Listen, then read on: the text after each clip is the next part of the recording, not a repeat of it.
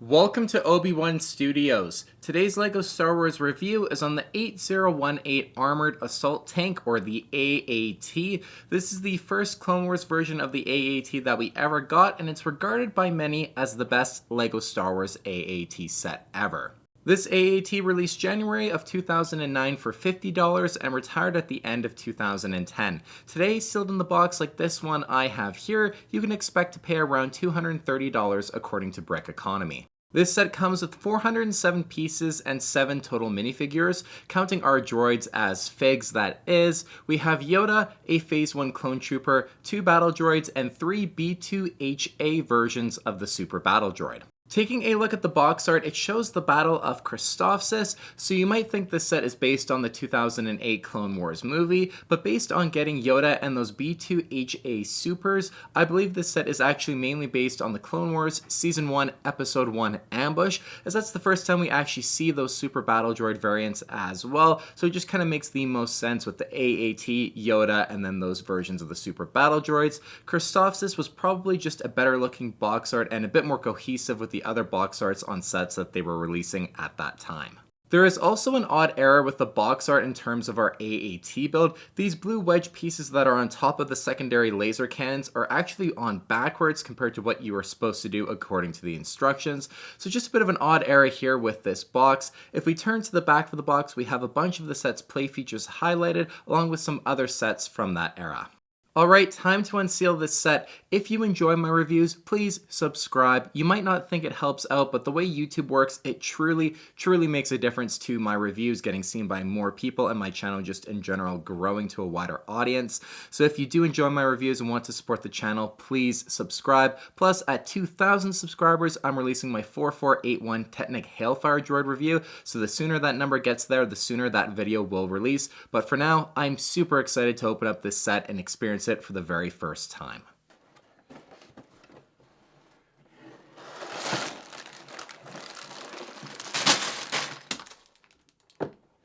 Inside the box, we have the instructions manual, a medium-sized sticker sheet, and 6 unnumbered bags. Starting off with our minifigs, we have our Clone Wars era Yoda. I think this version of Yoda is just awesome. His head mold with his hair, I think looks really good. I just really like how he looks here and how they captured his kind of Clone Wars animated appearance with the head mold. Yoda gets a nice print on the front for his Jedi robes, however he does not get any back printing, which is a bit of a shame. That said, however, this personally might be my favorite Yoda minifig ever. Moving on next to our original Clone Wars era clone trooper. Honestly, this classic design I just think is awesome. I just really do love it. The helmet I think looks great, and I love the whole animated look of the helmet, and also that animated Clone Wars style face print for the clone trooper underneath the helmet. I just think it looks great as well. It's one of those things where you might love it or you might hate it, but for me personally, I love all of the animated Clone Wars era faces and aesthetics. We have printing on the front of the torso as well that looks really good. A black hip piece and then no leg printing or anything, but he does get a nice looking back print.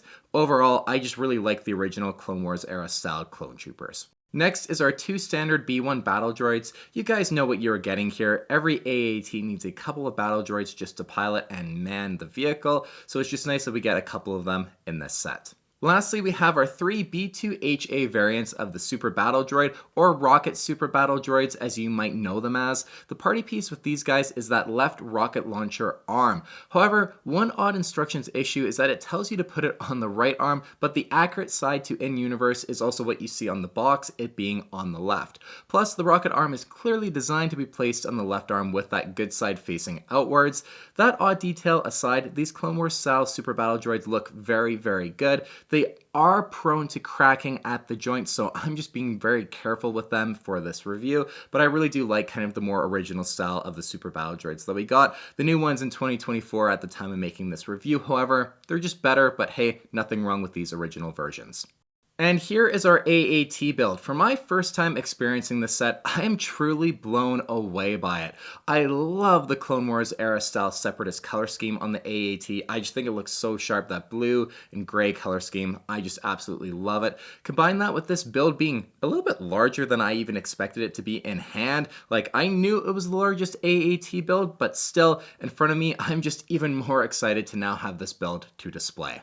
Taking a look at the details of the build, we have these larger sloped curved plates that make up the majority of the shaping for the front of the AAT build.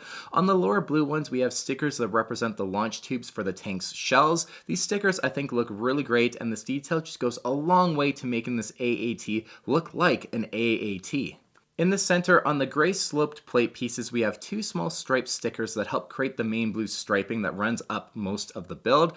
On the far sides of them, we have the Separatist logos that are stickers on either side as well. These look fantastic, and I really love the addition of the logo to the build. It's just the details like these that just make this build so good. Now, there are so many things that are shaped great on this AAT, but personally, I really like the look of the power converters. The little bit of piping detail on them and how they are just rounded at the top, I think looks really great. I just really love this part on the build. In the dead center of the AAT, we have a small kind of dish section that is attached by Technic to get it to that proper angle. We have a blue dish and then a smaller gray one on top, which just also helps create the color scheme and add some more depth. Then we have this larger gray hatch piece that has a blue sticker running down the entire center of it, again kind of keeping that blue striping color scheme there. Lifting up this hatch, we see part of the tank's interior, and our battle droid fits in there nicely, but the really cool thing with this set is that the whole interior section can be removed. If we pull down the back ramp of the AAT and pull the whole thing out, you actually see it's a little cart build that doubles as the interior and the back ramp. As a play feature, it's pretty cool that it comes with this set, and just the way it's incorporated in, I really like. On these arms that stick out of the build, we have the secondary laser cannons and their rangefinders. Now, these are actually flick-fire missiles. I always really appreciate when sets do a great job of hiding play features like these into builds, and honestly, just looking at it, you might not even realize that these have that play function built in as well, so I really appreciate the dual purpose, but how it still looks great for display. Moving on to that primary laser cannon, I really like everything with this AAT. It looks really great and it's nice and proportionate to the build. The cannon can tilt up 90 degrees and the whole primary cannon section can turn side to side, but maybe not quite as much as you would have expected it to. The top section has two antennas on the left side, and then the hatch which opens up for you to put the other battle droid in to control that primary cannon. There is no control panel or anything for this part, and it's also worth noting the hatch will not close all the way down with the battle droid in this part, not even with that battle droid folded up as much as you can get it, so the hatch just kind of has to stay up in order for the battle droid to sit inside of it. Underneath the build, we have some inverted tiles just to help this set look like it's floating on the repulsors and for it to slide on smooth surfaces easier, plus they also help just stabilize the entire plated bottom section. Honestly, this set is just incredible. It's probably a top 3 Separatist set in my opinion. It's virtually flawless. The build, it's stellar. Easily the best AAT build we've ever gotten by just a landslide. Then the minifigs, we have 5 droids in this set, 3 of them being very cool variants of a super battle droid that only ever released in one other set. Talk about a set that you could have really droid army built with back in the day. If only we got sets like these today, it would have been so great. Plus, Yoda and a regular Phase 1 clone trooper for the icing on the cake in terms of the minifigs. Man, this set just really delivered on that part as well. Overall, I think LEGO could release this set essentially as is today, and it would be so well received by the community. To be able to say that about a set that's 15 years old at the time of me making this review, that's truly saying something.